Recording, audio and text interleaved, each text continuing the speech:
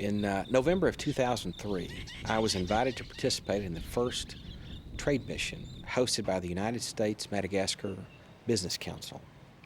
And during the week that I was there, I had a chance to meet with a number of government officials and business leaders and education leaders. My fundamental message to this group was that if Madagascar was interested in developing its people and rising above poverty, it was important to invest in its most precious resource, its people.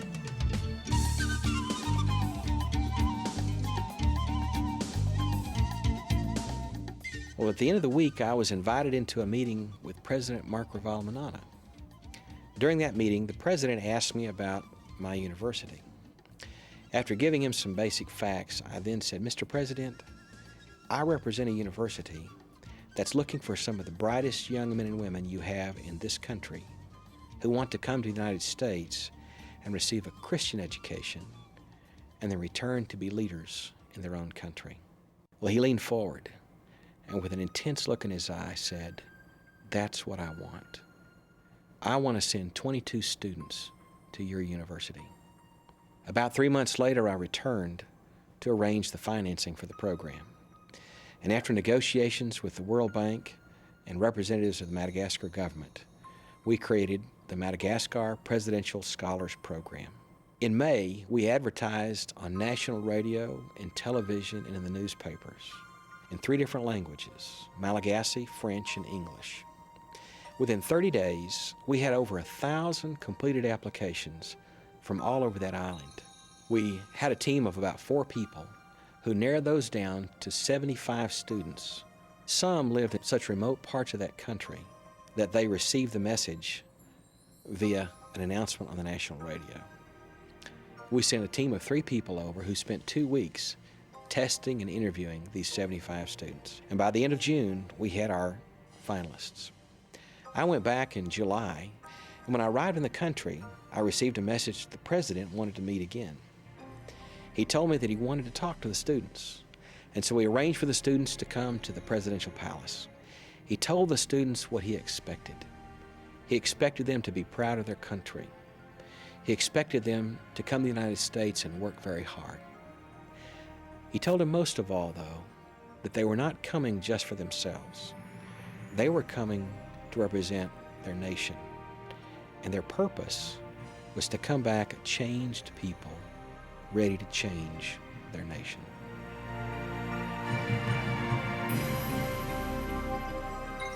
Ellen and I traveled with Tim Johnston to Antananarivo, and we interviewed 75 students and then had the task of narrowing it down to 22. They come from families that have been able to afford to keep them in school all the way through high school, and that's unusual in Madagascar. I suppose a typical student in this group, at least, is a young person who is very respectful, who is attentive, who is eager to learn. They just soak up information and knowledge like a sponge. In the interview process, we had it set up to where Ted was asking the questions, and then Ellen was listening, and I was listening, as well as Ted, and making an assessment. So we had 3 different people making an assessment as to how well was this person answering the question.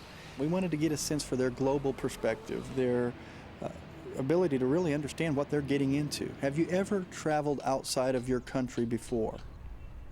Now, the majority of the students had never traveled outside of their country. And so most of the time the answer is a clear no.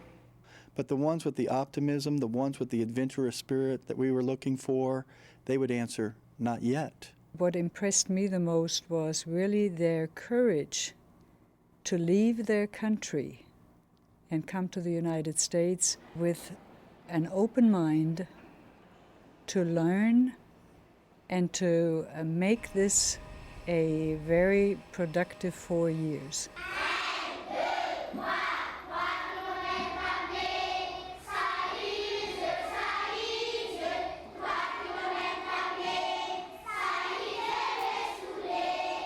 Madagascar has a potential of being a prosperous country. What we're trying to do right now is to train people to be able to manage well this country. With the leadership of a president Mark Valmanana, we're trying to get back in track. But we need a lot of well-trained people to do that. For the country really to survive in the global economy, they need to meet the level of technology needed for the economic growth. This can be done only if we have a good and a very, very high level of higher education. It's a matter of survival.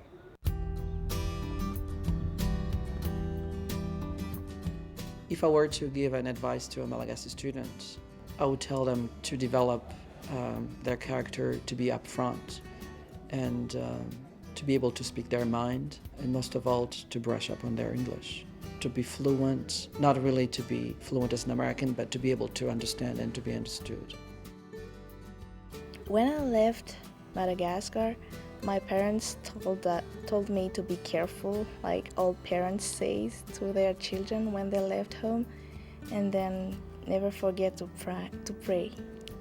When my parents learned that I've been chosen, my mom was she was happy, but in the other hand, she was sad because she thinks that I'm too young to leave, and my dad felt really proud, and he said that he's proud of me because I listened to him. I realized that education is important, and I'm ready to make the sacrifice to leave them just for education. In many cases, when Ellen and I have been talking with parents in another country, they have said to us toward the end of our conversation, please take care of my son. Treat him as your own son. For example, in some of the families of the Malagasy students, they have written back to Ellen and said, thank you for being our daughter's parents in Abilene.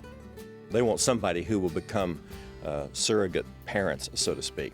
Tamin'ny voalohany zany nanana fatahorana sy fanahina be ihany. Vao naheran'le izy hoe tafita amin'le fahazahoana an'le vatsim-pianarana makany ivelany io, satria tena lavitra dia lavitra mihitsy aloha le toerana. Dia kanefa no tafarisaka tamin'le Mr. Presley sy ny vadiny dia nanome ohatrany hoe nahazo fanantenana be zany, satria tena nazavainy tsara zany hoe takizao ny fomba hitondrana ny ankizy, ny hoe fandraisany an'le fiainana vaovao any zany, satria dia tena samy hafa mihitsy amin'ny fiainana eto Madagasikara zany ny iainany ihany, ny zavatra hitany ihany. Dia nanome toky tsara zany zareo hoe karakarainy tsara ny zavakareo, dia lasa nisinda ho azy zany le fatahorana sy fanahina tamin'ny voalohany.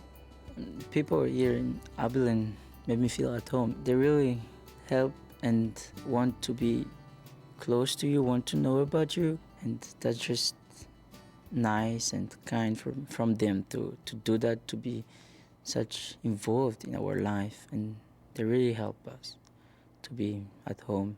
And I think Abilene can be my home. I'm very happy to know that my son will receive education from a Christian university. That is out of my dream before. That was out of my dream before. That when this happy event happens, I believed I was sure it was a good decision. It is a grace from God.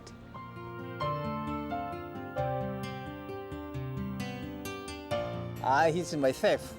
So everybody has a vision, and for me also, you cannot do anything without the blessing from God. And I'm a Christian. That's why I chose them to go to this Christian university. And you see, the one who gave the power and the honor of the power is God. So it's so important that we follow the rule. We have to review our life with God.